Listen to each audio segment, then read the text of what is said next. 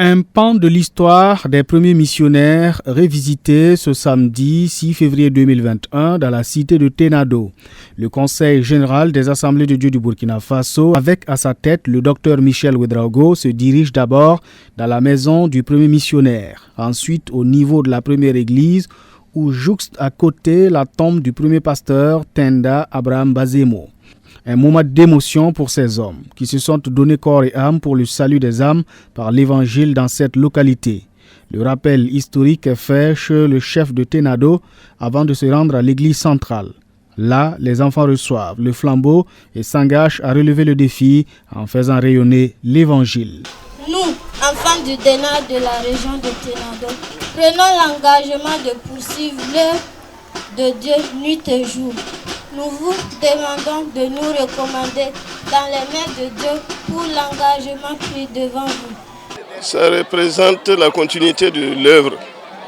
C'est très important et nous disons merci beaucoup pour ce flambeau qui montre qu'il faut la continuité de l'œuvre.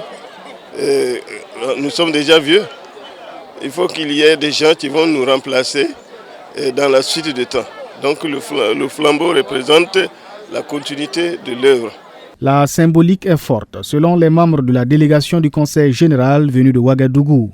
Les sillons sont tracés pour la réforme, le réveil et le rayonnement de l'Église des Assemblées de Dieu. C'est pour moi une joie et aussi un honneur de pouvoir participer à ces deux remises de flambeaux dans le centre numéro 4 à Koutgou et à Ténado. C'est une symbolique très importante et je crois que ça pose les fondements, les bases pour la nouvelle génération. Parce que non seulement c'est une responsabilité pour la jeune génération, mais aussi un défi. Un défi, c'est une joie, c'est un privilège que cette génération a, mais aussi les responsabilités qui sont attachées. Parce que le flambeau qu'on leur a transmis ne doit jamais s'éteindre, quelle que soit la génération. Le flambeau doit rester allumé. Réellement, je suis très content de voir que l'inspiration que nous avons eue dans l'organisation du centenaire là vient vraiment de Dieu.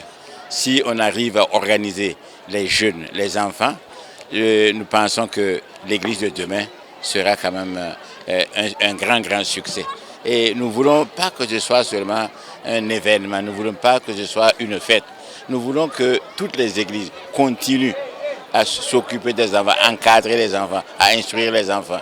Et je pensais déjà que si nous voulons organiser des manifestations, des structures comme les scouts, comme les choses, pour que réellement les enfants se sentent unis, sentent qu'on est intéressé à eux et se sentent engagés aussi et entre eux et puis aussi dans l'église, ça sera magnifique. Notons que la cérémonie qui a vu la participation d'autorités administratives et politiques de la localité a été marquée par une remise de certificats de reconnaissance aux pionniers du centenaire à Ténado.